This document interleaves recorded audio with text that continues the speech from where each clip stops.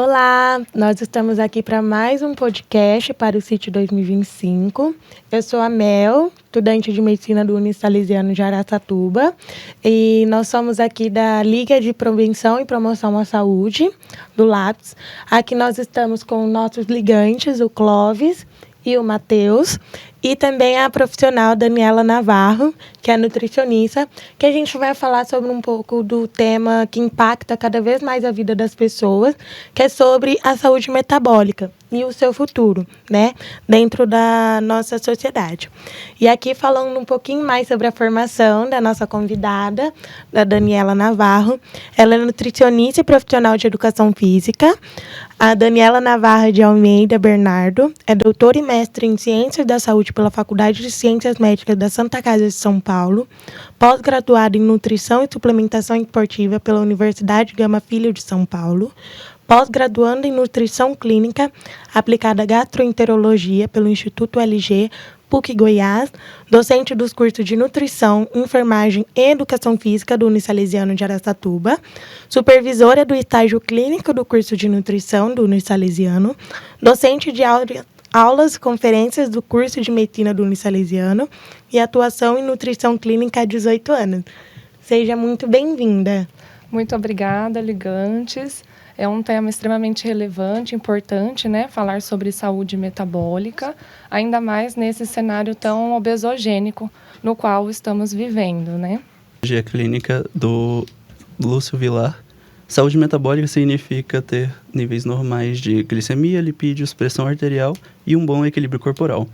Infelizmente, essa não é a realidade que a gente tem hoje em dia.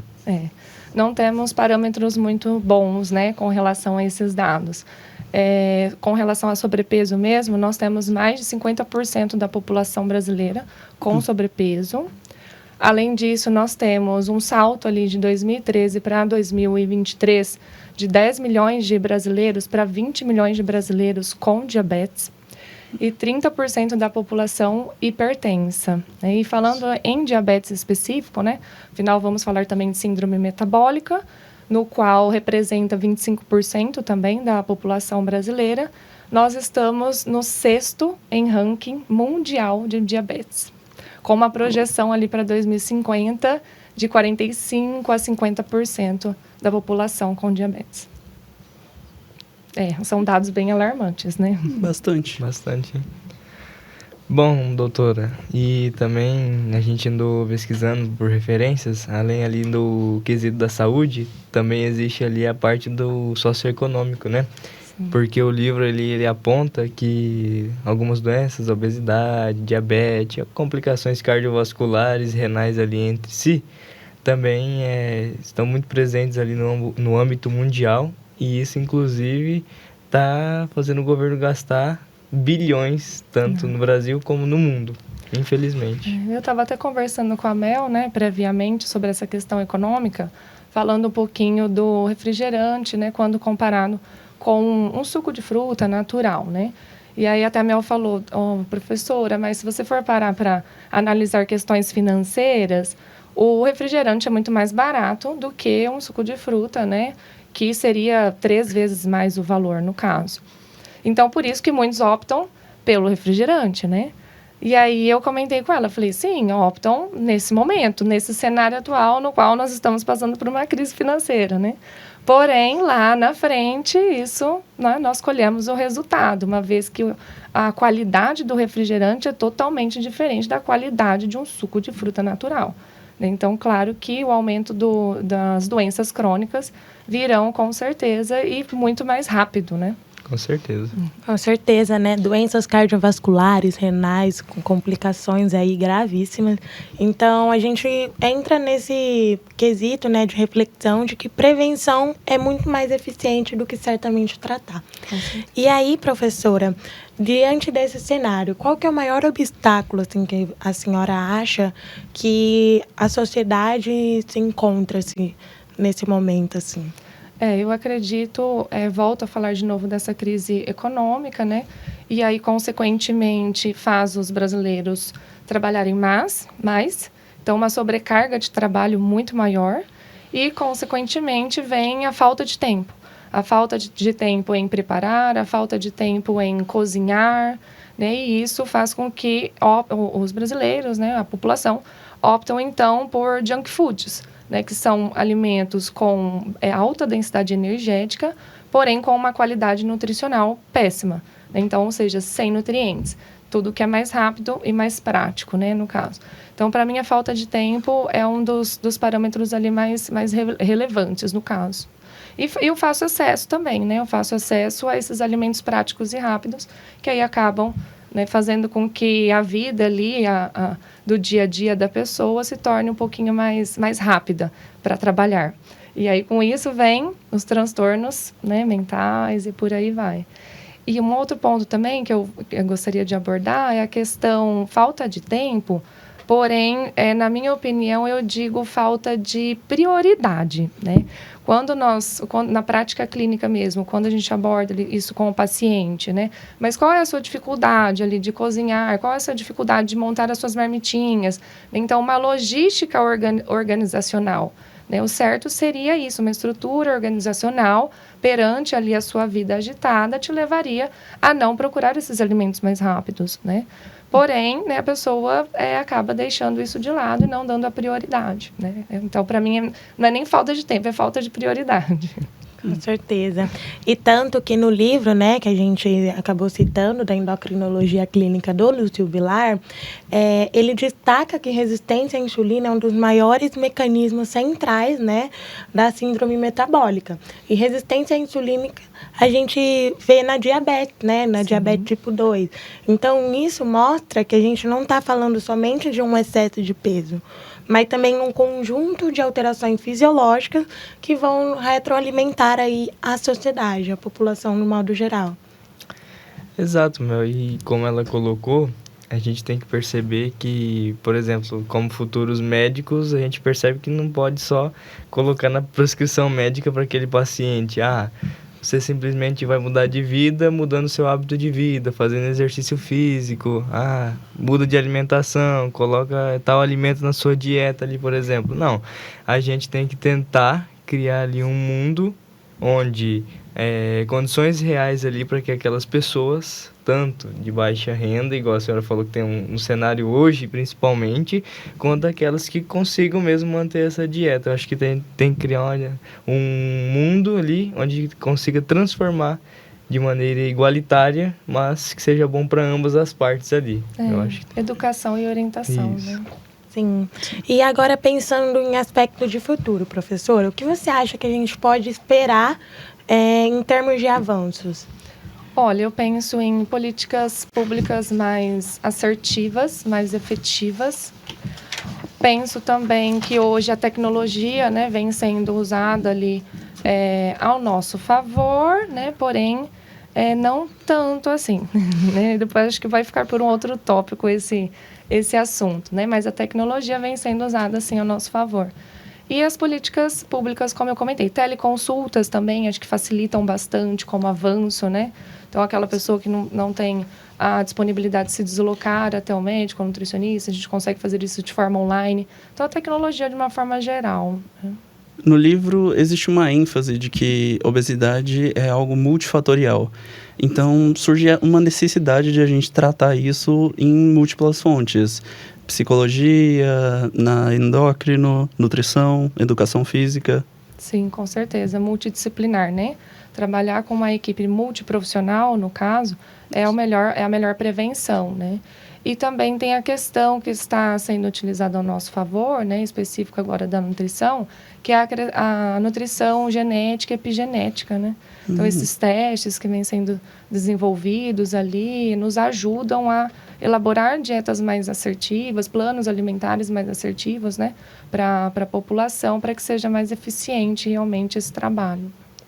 E agora, minha pergunta. E quanto à tecnologia, doutora, o que a senhora acha daqueles aplicativos que são usados para monitorar, por exemplo, o nosso sono, a quantidade de calorias que a gente consegue queimar naquelas horinhas vagas? O que a senhora pensa disso? Essa pergunta que eu estava esperando. Por quê? Porque eu acho que a gente tem que saber dosar, na verdade, né? E eu vejo, assim, pela prática, que as pessoas não estão dosando. nada, né? Então, só contam calorias, ponto. Então, aquele aplicativo serve para verificar o quanto de calorias você está ingerindo. Então, eles esquecem que existe macronutrientes ali por trás, micronutrientes importantes para a nossa saúde e mais, né, vários aspectos ali dentro deles, até aspectos fisiológicos envolvidos com esses macro e micros, né? E aí, o que acontece? A maioria está ficando um pouquinho obcecado por calorias. Então, tem até agora essas questões ali no Instagram, né? Posts no Instagram, stories, enfim, que mostram lá, esse ou aquele, né? Esse aqui tem tantas calorias e esse outro tem X calorias. Porém, eles esquecem da qualidade do alimento. Então, vamos falar do refrigerante, do bendito refrigerante já, né? Então, esse refrigerante é 0. Então, não tem calorias nenhuma, não contém açúcares. Então, ok, né? Isso para a síndrome metabólica poderia ser um aliado, com certeza. E esse daqui é o tradicional, né? Tem açúcar. E aí, né? Como que fica? A maioria, né? Até algumas nutricionistas apontam, não, substitua pelo 0. Né? Então, eu acho que essa opinião, né? Reforça um pouco que o refrigerante 0 é muito melhor do que o refrigerante. Não, nenhum refrigerante é melhor. Nem, na minha opinião, nem o 0 e nem o tradicional, né? Então, olha o tanto de química que envolve, né, esse tipo de bebida, porque eu não posso nem falar isso como alimento, como nutriente, bebida. Então, olha o tanto de química. E isso acaba afetando todo o trato gastrointestinal, principalmente microbiota intestinal, e isso eles não percebem, né? Não veem, isso vai colher os resultados lá na frente. Então, estão pensando, na verdade, mais em questões estéticas, que é outro ponto ali a ser discutido, né? Do que realmente questões de saúde. Esse não tem calorias, não vou engordar. Ponto. Né? Aquele tem calorias, vou engordar. A maioria pensa isso, não na saúde em si, entendeu? Então, eu vou ser bem sincera. Eu não gosto muito. Eu uso porque a gente tem que entrar dentro, né, da tecnologia, senão eu vou estar ultrapassada. Porém, eu prefiro no modo antigo, né? Eu prefiro lá no cardápio, que a gente imprimia, entregava para o paciente, sem esse acesso tão rápido à informação. Com certeza. Essa opinião, né? Esse acesso rápido à informação também acaba sendo propagado muita fake news e o pessoal, eles acabam acreditando fortemente nesse tipo de informação que não são verídicas, que eles não buscam uma base científica, uma fonte de conhecimento mesmo que é realmente eficaz, assim, para poder aplicar na prática, e eles simplesmente acabam propagando e, às vezes, até julgando o outro que faz de uma rotina diferente, um negócio diferente, e acaba induzindo também, por exemplo, eu quero começar a fazer uma atividade física. Mas eu não vou começar porque eu não tenho um relógio, ou sei lá, não tenho um Apple Watch, porque eu não tenho um Garmin. Eu não vou começar a correr, porque aí eu não vou contar quantas calorias eu vou perder, aí eu vou me perder, então não vai servir de nada. Eu já escutei isso, então é realmente uma coisa muito, assim, muito comum, assim. E o pessoal acha que sempre a tecnologia é o que vai começar, assim, a fazer com que ele mude de vida, mas na verdade não. O que vai mudar mesmo o nosso estilo de vida é a partir da nossa cabeça, a partir do nosso mental, a partir da nossa rotina, a partir da nossa mudança mesmo que a gente quer para nossa vida. Interna. E não certamente de uma tecnologia que vai fazer você mudar abruptamente, assim, da noite para o dia, dos seus hábitos, dos seus estilos e tudo mais. Na verdade, não dispensa o profissional, né? Com certeza. Que muitos não querem pagar o profissional. Não, eu já sei. Né? Eu vou baixar o aplicativo, já sei, eu mesmo conto as minhas calorias. Pensando, né, que a elaboração de um plano e toda a logística ali desse plano alimentar seja só baseada em calorias. Sim, exato. E também até da questão de dieta, muitos influenciadores pesquisam no ChatGPT, por exemplo. Verdade.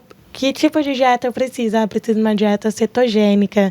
Mas aí nem sabe que, por exemplo, são corpos cetônicos, quais são os efeitos que vai ter no nosso corpo. E aí pede para o GPT ali, fala, GPT, eu preciso de uma dieta de, sei lá, até de 1.000 calorias por dia. Quilocalorias, no caso. E aí o GPT vai lá e passa alguma coisa E aí, às vezes, nem sempre cumpre, mas acha que se cumprir também vai dar certo. Ou, às vezes, opta por outras formas também, umas formas mais rápidas de obter um determinado resultado. Principalmente no final de ano também, muitas blogueiras, principalmente, passam dieta para ficar seca em um mês, para aquela viagem na praia no final do ano, na virada. Para você ficar com o corpo perfeito na virada. Pensando na estética. Pensando sempre na estética. E, na verdade, não. Às vezes dá um monte de complicação, o pessoal passa mal. E aí gera em outras consequências, né? Lá no futuro, principalmente. Ou até mesmo do plano mesmo, né? Tipo, aquela viagem às vezes não acontece porque você passou mal, teve que postergar. E assim vai indo.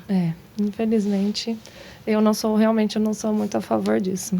Mas estou aí com a tecnologia também, não tem como. Um grande problema da tecnologia também é que muitos falsos profissionais aparecem vendendo informações com uma resolução rápida, assim, sabe? Os coaches, né? Isso. Os coaches da vida, né? Bom, trazendo de novo o livro, ele destaca bastante o fato de o tratamento na infância ser muito decisivo. Mas como aplicar isso na prática? Olha, eu vou falar de uma maneira bem simples, que é, na verdade, uma experiência que eu tive. Quando eu saí da faculdade, né, eu fui trabalhar num projeto social com crianças, né, num bairro crianças de alta vulnerabilidade, num bairro no qual não apresentava tantas condições socioeconômicas assim. E aí eu fui trabalhar nesse projeto, e lá eu tinha que implementar a alimentação saudável, desenvolvi alguns lanches para as crianças, no decorrer das atividades que elas faziam ali com atividades esportivas. Então, eu montava um lanchinho saudável, com cenoura ralada, com alface, né, um queijo branco, enfim. E aí eu percebia que muitas das crianças não tiravam, né? Tirava alface, tirava cenoura, tirava isso, só ficava com o queijo, né? Só ficava com uma proteína, por exemplo. E na sexta ainda era o dia do tal da salsicha, né? Do cachorro-quente. Mas eu tentava colocar algo mais nutritivo. Então, eu colocava a cenoura, tirava a maionese, colocava somente de sexta. Colocava o alface, enfim, elas retiravam todos esses alimentos. E aí eu comecei o trabalho de educação nutricional com as crianças, né? Então, com joguinhos lúdicos, cartazes, me vestir de morango, né? Tudo que vocês imaginaram ali, eu fazia. E sem sucesso, assim, não tive muito sucesso. Aí eu falei, bom, mas como assim? Porque do lado da escola tinha uma horta comunitária. E eu via, eu falei, mas na sua casa não tem, fulana? Ela falou, tem. Ah, tem. Na casa dela tinha, é a que comia. Na sua casa não tem? Ah, minha mãe pega, assim, na horta, assim, mas não tem. Mas como assim a mãe dela? Aí eu comecei a gravar ali as crianças que não consumiam e gravar quem eram os pais das crianças. Aí eu percebia que os pais pegavam todos esses alimentos da horta, todos, né? Então, tinha dentro de casa esses alimentos. E elas falavam até que não conheciam os alimentos. Ah, eu não conheço esse alimento. Então, tinha dentro de casa. Poxa, então eu vou ter que fazer o trabalho com os pais, vou fazer um trabalho inverso, né? Então, já que eu não estou atingindo as crianças, vamos fazer com os pais. Fiz uma palestra, conversei bastante ali com as mães, receitinhas, dei dicas ali de receitas no qual os alimentos que eram disponibilizados na horta, eu implementei dentro dessas receitas para ficar mais fácil, enfim. E aí, conversando, investigando um pouco mais a fundo, eu fui perceber que, né, eles vendiam essa cesta ali que era dada, né, pela horta em troca da proteína. Então, vendia lá o alface, a batata e comprava salsicha. Vendia e comprava linguiça. E era só assim, embutidos, né, que nós sabemos faz muito mal à saúde. Então, por isso que eles não tinham. Eles tinham, mas não tinham, né? Porque eles davam prioridade ali para a proteína. Então, eu fiquei bem chateada, né? Porque a gente sai da faculdade e quer implementar tudo aquilo que você aprendeu. E não é bem assim, né? Então, na verdade, é um trabalho de formiguinha isso. É um trabalho bem complicado. Por exemplo, em escola particular, a mesma coisa. Então, tem lá a lancheira da criança, tem a lancheira saudável, digamos assim, né? Tem a fruta, tem ali um iogurte, por exemplo, um pãozinho com requeijão, né? Um pãozinho de leite com requeijão, não, uma bisnaguinha, tudo bonitinho. E a da amiga, o salgadinho, tem o suquinho, aqueles produtos que a gente compra, que a maioria compra num real, lá, suquinho, não sei do que, refrigerante, aqueles pequenininhos, né? Aquele pacotinho, capinho, né? Todos Os bolinhos. bolinhos. E sempre com um desenho bem atrativo, assim, né? Sim. Exato. Nunca Personagem de desenho animado, sorridente. E aí o que acontece? A maioria, a criança que está consumindo o saudável tem desejo pelo outro alimento, né? Eu falo pela minha própria filha. Eu vi a fulana de tal consumindo esse produto. Mamãe, quero experimentar, entende? Então, eu acho que tem que começar realmente, né, dentro de casa. Claro que a educação vem, né, de casa, mas essa educação nutricional também tem que estar implementada dentro das escolas, tanto privadas como públicas. Também a gente vê que a mídia está em peso aí nessas situações, você não acha, doutora? Com certeza, né? Então, com toda essa propaganda ali de desenho, a minha filha mesmo, ela olha, esse daqui é um negócio do Stitch, lá, um personagem, quero comprar, né? Então, tudo que tem o personagem X, ela quer comprar. Eu vejo por dentro de casa mesmo, eu sinto isso na pele, como funciona. Então, eu acho que é um trabalho realmente de formiguinha, né? A gente tem que se unir mais e trabalhar mais dentro das escolas e com os próprios pais. Bom, doutora, e a gente, como futuros médicos também, estando a par dessa situação e tudo mais, eu acho que a gente precisa assumir esse papel e essa responsabilidade tão grande que infelizmente está crescendo no mundo, né? Até meus colegas aqui de profissão. Vocês não concordam, colegas? Concordo. Certeza. Plenamente. E a gente vê que a prevenção, por enquanto, ainda está sendo o melhor caminho de todos. Não só o tratamento farmacológico em si, mas eu acho, tem muitos que usam o Ozempic da vida para poder tentar cortar essas doenças, mas não. Ainda a prevenção é a nossa clínica. Isso, temos, né, os fármacos que ajudam realmente, né, no tratamento, porém também, ao mesmo tempo, eu percebo o uso indiscriminado, né, desses fármacos para fins estéticos, né, e não como tratamento. E outra, né, não acompanhado de um profissional médico, no caso. Então, isso é preocupante, né, eu acho que lá na frente nós iremos colher bastante os resultados, né, com várias doenças atreladas a esse uso indiscriminado, infelizmente.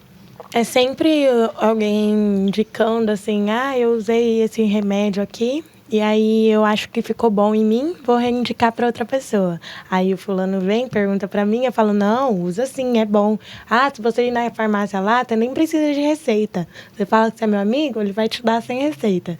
E assim vai indo, vai propagando. E aí, às vezes, numa pessoa não tem aquele resultado que ela esperava, Sim. ou às vezes tem outras consequências, né, no próprio metabolismo dela, ou às vezes gera outro tipo de doenças correlacionadas, como efeito mesmo colateral daquele fármaco. E é bem comum esse tipo de coisa também. E às vezes esses tratamentos poderiam realmente funcionar, mas talvez com um acompanhamento mais correto por trás. Não, com certeza, né? O fármaco ele foi desenvolvido justamente com propósito, né? Então, são para pessoas específicas. Eu acho que a gente tem que parar para pensar assim, para quê, para quem e por quanto tempo. Então, eu acho que essas 3 questões ali deveriam ser feitas antes de realmente fazer o uso disso, né? Esse uso indiscriminado está muito atrelado pela sociedade imediatista.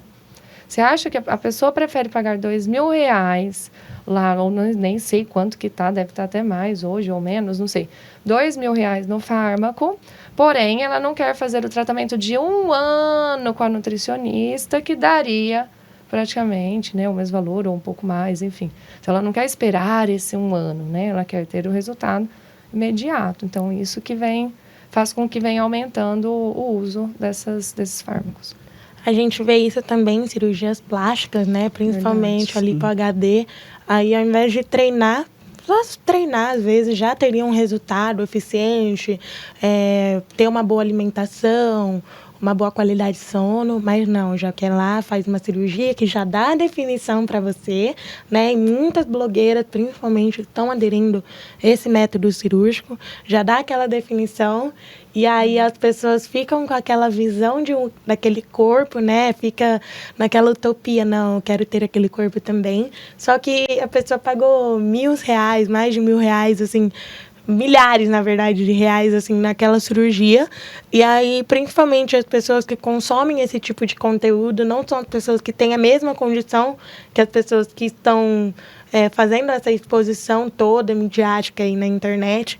E aí acaba naquela questão de comparação, E depressão. E depressão, leva muita depressão. Tipo, eu quero ter aquele corpo também, eu quero ter aquele cabelo também, eu quero ter aquela definição também. Só que aí entra na realidade, né? A maioria da população ganha um salário mínimo, que, se eu não me engano, é 1.518. E aí a pessoa que ela tá idolatrando assim na internet fez um procedimento cirúrgico ali de R$ 60 mil.